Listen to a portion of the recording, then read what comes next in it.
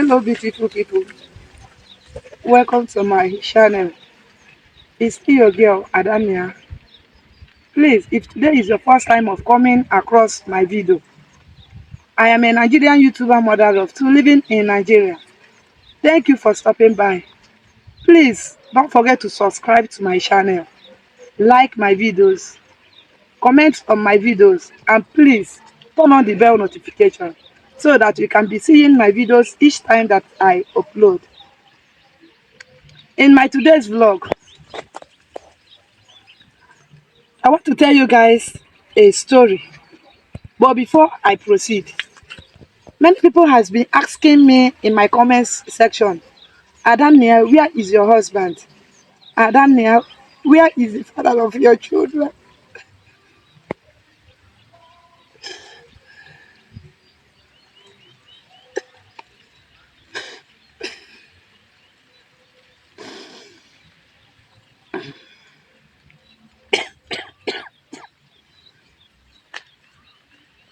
I didn't want to talk about it because each time that I remember it, let's feel bad.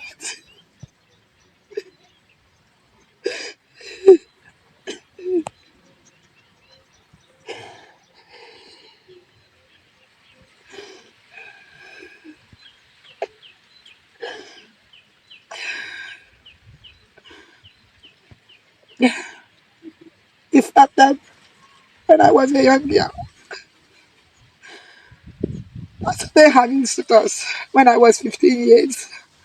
But my mom insisted that I would not marry a man outside my hometown. It's the belief of the women in the village that their first daughter must marry from their town. Or the first daughter must marry inside the town so that when they get old, she can be able to take care of them and their husbands. Or if eventually they die, the first daughter will stand as a parent to the younger ones. That is the beginning of my problem.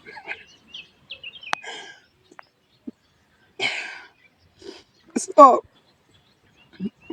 my mom insisted that I will not marry at the age of 15.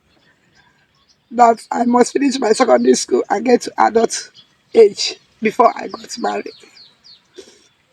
I concur with her. So when I got to adult age, I was still having suitors. But because I did not grow up in the village, I was having suitors outside from another towns. So but she insisted that I will not marry a man from another town.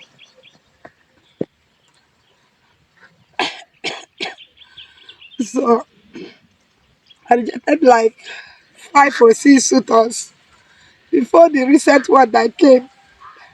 So that one is from my village. Because it's from my village, I said, okay, I must marry this one. Even when they were telling me that the man is not good for me, I insisted because they have rejected so many suitors. So we got married. So he based in Lagos. So after our marriage, I follow him back to his base, that is Lagos. But immediately we came back, immediately we got to Lagos. The first thing that happened to him was that he was sacked from his job. So he was unemployed. He stayed unemployed for like 2 months. After like 2 months, we were spending the money that he saved from his savings. So when I look at the savings, I noticed that the savings was going down. I called him and I told him that he should look for work for me. He said, okay, that is somehow, how can he look for work for his newly married wife? That is not possible. That people will start laughing at him. I gave him reasons why he should look for work for me. And that at the end, he said that he's not going to look for the work. So I said, okay, one afternoon, I left our house and I went inside the market, trade fair. I went inside the trade fair. I started searching for work. Fortunately for me, I saw one post, says girl wanted. I entered the shop. Luckily for me, I met the woman, the owner of the shop. She told me that it's a daily contribution work. I said, okay. She asked me whether I can do it. I said, yes. She asked whether I have married. I said, yes. She asked me, then why was I looking for the work? I didn't talk. I said, no, just that I wanted to find a job. I don't want to be idle.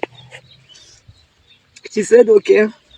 And she employed me. She asked me to write my application letter, which I wrote immediately and submit to her. She said I should bring a guarantee, that is church, somebody that will guarantee me. I said, okay. I went home, I begged my husband. He said, okay. He followed me to the place and he shorted me. So I started the work. Then my husband now relaxed. He doesn't go anywhere. He only stays at home.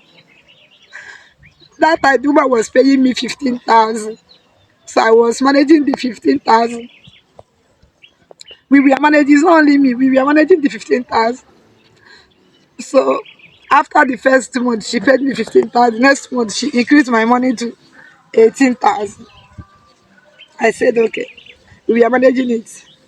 Then, but because I was the only one working, 18,000 is not even enough for us as a family. Although we've not gotten any child then. So in the morning, I will wake up and prepare for work. Then he will sleep. Then I used to, because the money is not enough for us, then I used to collect salary advance at the center of the month, like 15, like the day 15, I will collect like half of my salary, like 9,000. The woman will give me 9,000. Then I will use it and sort out our needs in the house. Then at the end of the month, I will collect the remaining 9,000. So we continued like this till one day I called him and I told him, why not go and look for work? Any type of work. He pick offense. He said, why would I be the one to tell him to go and look for work? Is it because I'm the one providing? I said, no, it's not because I'm the one providing. But if you look, this money is not enough for us. What if we start having children? How do we feed them? At least feeding. He left. That day he left out of anger. So the next day again, as in, like, it's not the next day, like about 2 or 3 days, I called him again. That time I've gotten one job for him, but it's where they are doing loading and offloading, something like haulage company. I told him about it. He said, so I expected him to go and start that kind of work. How do I expect him to go and start doing offloading and loading? That he will not do that kind of work, that I'm insulting him. So because of that, I stopped disturbing him. And we were managing the money. Even though the woman was increasing the money as the day, chameleons tonight. So we were managing it till when I got pregnant. After I got pregnant, I was still doing, that work is a daily contribution work. That is daily savings. So we will have to work around the market, collecting money, depositing for customers. Later we go and deposit it in the bank. Then we collect our own commission. That is the nature of the work. So when I got to 3 months, one day I was I was working normally with my colleague. So when we got to a point, I noticed that something was dropping from my body. Then I informed my friend and my colleague. She told me that we should enter one hotel and check. When we check, behold, it was drop. It was blood. So blood was dropping from my body. So she told me that this is a sign of miscarriage. Then we called my madam, and my madam told us. that I should transfer everything to the girl and rush home immediately and go and meet my husband. When I called my husband on phone, he told me that he was at home. I went to the house, I met him. He was still sleeping as usual.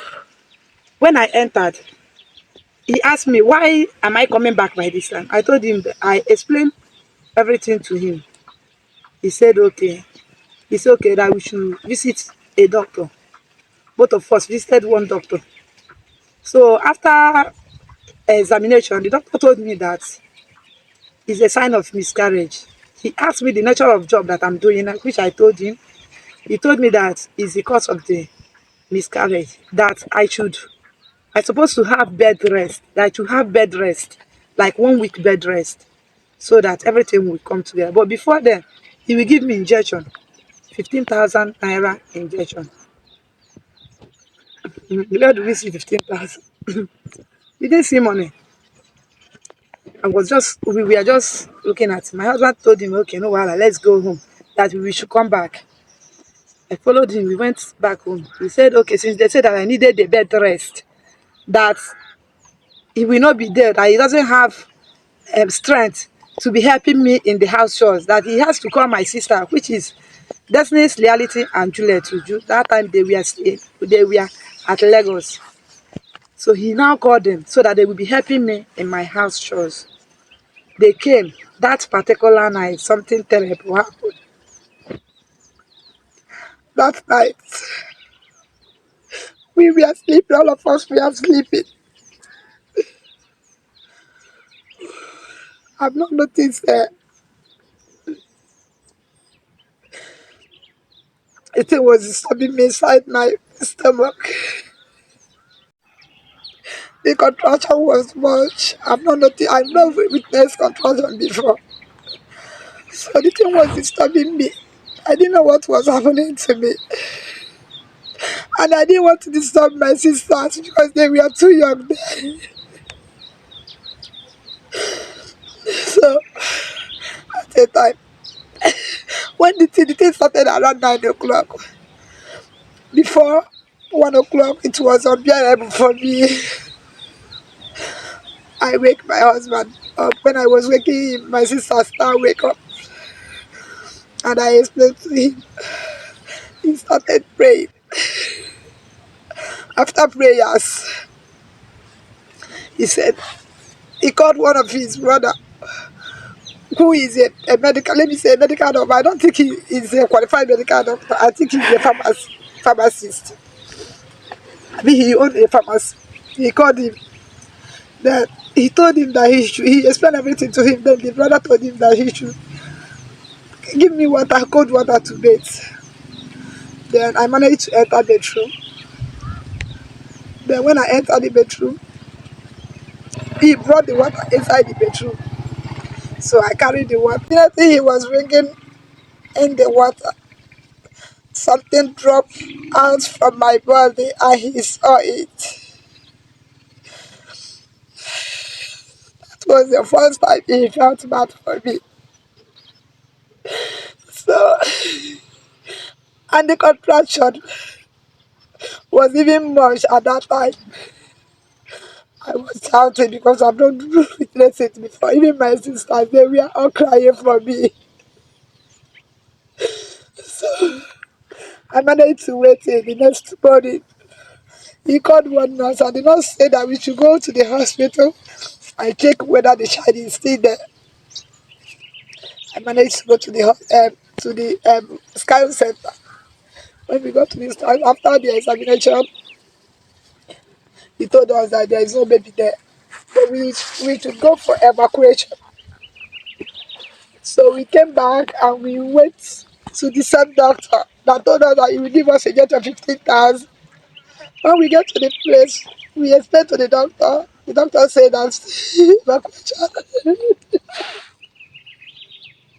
is 25,000.